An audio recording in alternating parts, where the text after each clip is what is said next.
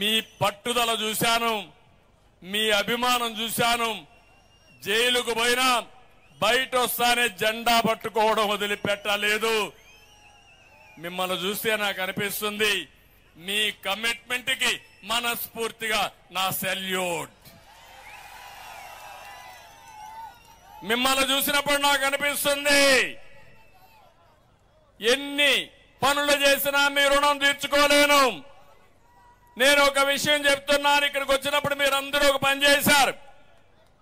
కుప్పం నియోజకవర్గంలో మీరే ఆలోచించి, నేను ఎప్పుడు అడగలేదు మిమ్మల్ని, కుప్పం నియోజకవర్గంలో ప్రజలందరూ కలిసి 1,00,000 ఓట్ల మెజారిటీ లక్ష్యంగా పెట్టుకున్నారు.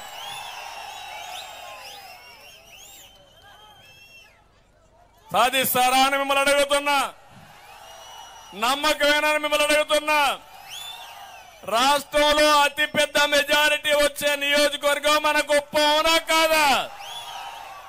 అన్ని ఎన్నికల్లో గెలిచిన నియోజకవర్గం కుప్పం, అవునా కాదా?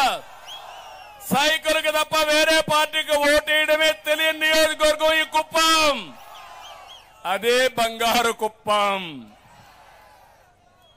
అలాంటి కుప్పంలో మీరు ఒక చరిత్ర సృష్టించాలని మీరు ఆలోచించారు. అందుకే అడుగుతున్నా, 70,000 మెజార్టీ వచ్చాయి, కానీ ఈసారి మాత్రం 1,00,000. ఎంత మెజారిటీ? ఎంత మెజారిటీ? ఎంత మెజారిటీ? ఎంత మెజారిటీ? 1,00,000 మెజారిటీ. నమ్మకమేనా అని మిమ్మల్ని అడుగుతున్నా. నమ్మకమైతే గట్టిగా చెప్పండి, 1,00,000 మెజారిటీ గెలిపిస్తామని. ఇప్పటికే రుణపడున్నా, 7 సార్లు గెలిపించిన మీకు ఇప్పుడు చెప్తున్నా, 40 ఏళ్లలో ఏం చేశారో 35 ఏళ్లలో 5 సంవత్సరాల్లో చేసి మీ రుణం తీర్చుకుంటానని మరొక్కసారి మీ అందరికీ తెలియజేస్తున్నా.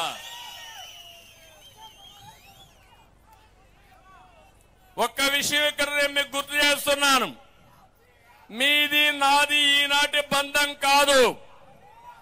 35 ఏళ్లుగా మీరు నన్ను ఆదరిస్తున్నారు, మీ కుటుంబ సభ్యుడిగా నన్ను చూశారు. ప్రతి ఇల్లు నా ఇల్లే, ప్రతి గ్రామం నా గ్రామమే. ఎవరికి ఇబ్బంది వచ్చినా నాకు ఇబ్బంది వచ్చినట్టుగానే భావించి మీకు అండగా నేనుంటానని మరొక్కసారి విజ్ఞప్తి చేస్తున్నా. అందుకే నేను ఒకటి అడుగుతున్నా, మొన్నే చాలా మంది కుప్పిగంతులేశారు. చంద్రబాబు నాయుడు ఓడిస్తాం, కుప్పం కూడా గెలుస్తాం, వై నాట్